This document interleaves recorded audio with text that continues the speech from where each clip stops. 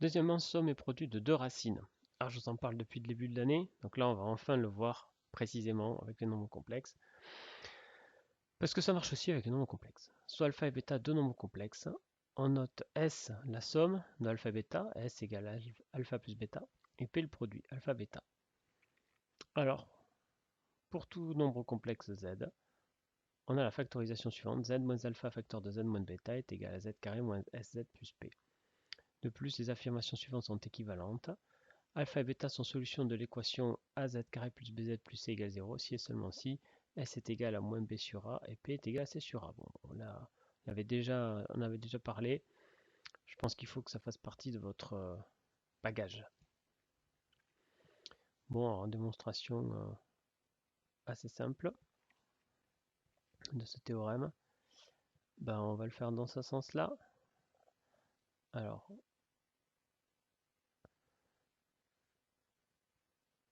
AZ carré plus BZ plus C. Ça, c'est un polynôme, d'accord? Alors, on sait qu'on peut factoriser un polynôme suivant ses racines. Ça, vous l'admettez, parce qu'on l'a vu en première. Donc ça veut dire qu'on peut l'écrire comme ça. Z moins Z1, facteur de Z moins Z2, où Z1 et Z2 sont les solutions de l'équation AZ carré plus BZ plus C égale 0, ce qu'on appelle les racines du polynôme. Du coup, quand on développe, qu'est-ce que ça fait? Z fois Z, ça fait Z carré, moins Z Z2, moins Z Z1, plus Z1 Z2. Ce qui nous fait A facteur de Z carré, moins Z1 plus Z2 facteur de Z, plus Z1 Z2. Ce qui s'écrit avec les notations dont nous avons parlé tout à l'heure. Ça, c'est la somme des racines, donc ça s'écrit S. Ça, c'est le produit de racines, donc ça s'écrit P. Donc, ce qu'on vient d'écrire, c'est que le polynôme, tout polynôme du second degré, s'écrit ainsi. Pour peu qu'on mette A en facteur, on obtient la somme des racines, le produit des racines. Alors, qu'est-ce qu'il faut démontrer exactement? Il faut démontrer que S, c'est moins B sur A. Et ben, là, on a un polynôme, et là, on a le même polynôme.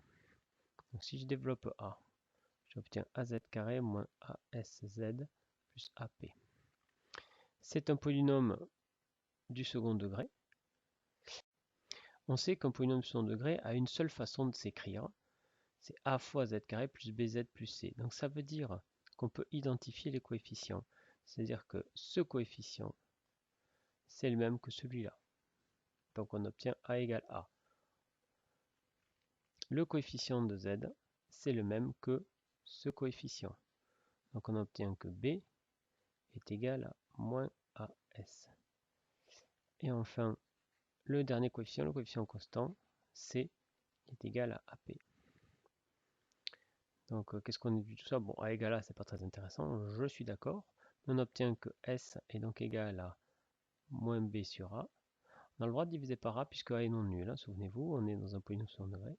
Et P est égal à C sur A.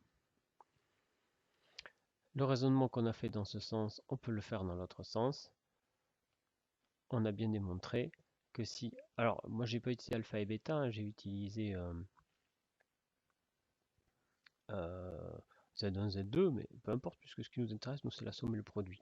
On a bien montré que quand on avait deux solutions de cette équation, ou deux racines du polynôme, c'était équivalent à dire que leur somme était égale à moins b sur a et leur produit égal à c sur a.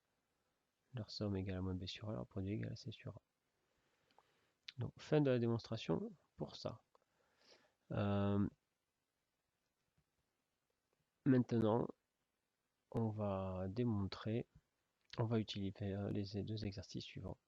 Mais avant ça, j'aimerais vous montrer comment c'est vraiment utile. Je reprends cette équation là qu'on a déjà résolue là. Delta vaut moins 3, vous vous souvenez. Et du coup, on obtient deux solutions qui sont x1 égale moins b, donc moins 1 moins racine de 3 sur 2, et x2 moins 1 plus racine de 3 sur 2. N'oubliez pas, dans votre concours, vous n'avez pas de calculatrice, vous n'avez aucun moyen de vérifier numérique. Donc c'est vraiment très important de vérifier que vous avez bien trouvé. Alors regardez, vérification, je fais la somme. Je fais la somme. La somme de ça, c'est toujours facile à faire parce que vous allez obtenir quoi? Vous allez obtenir cette partie-là, là. Pardon, j'ai oublié le i, hein, décidément. Parce qu'on est dans les complexes. Cette partie-là, là, comme on est en train d'ajouter deux nombres conjugués, à plus forte raison donc quand ils sont complexes, ça va s'annuler. Et donc je vais obtenir quoi? Moins 1 demi plus moins 1 demi, j'obtiens moins 1. Ok? Et alors là, comment vous vérifiez? Ben, donc ça, c'est la somme. Et n'oubliez pas que votre polynôme, il doit être égal à x. Votre polynôme, il est toujours égal à x carré moins x plus p. Alors ça, c'est quand on a un coefficient 1 devant. C'est-à-dire quand le polynôme est dit unitaire. Attendez, ah c'est en rouge. Voilà. Bon, c'est le cas ici, c'est souvent le cas. Hein. Donc ici, on est censé trouver que la somme vaut moins 1. Donc ça vaut moins 1. Moins 1, ça fait plus 1. C'est bon.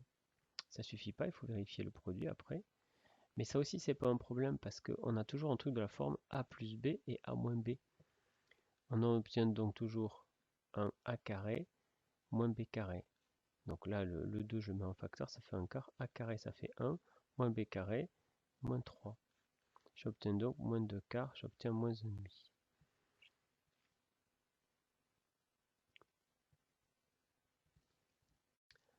Alors, qu'est-ce que ça me fait ça, le produit? Donc le moins 1,5, je peux le mettre, je peux le mettre en facteur, ça fait un quart. J'ai moins 1 moins i racine de 3, moins 1 plus i racine de 3.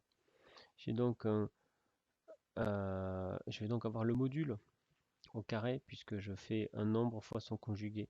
C'est-à-dire ça me fait donc un quart fois moins 1 au carré plus racine de 3 au carré, c'est-à-dire un quart fois 4, et donc 1.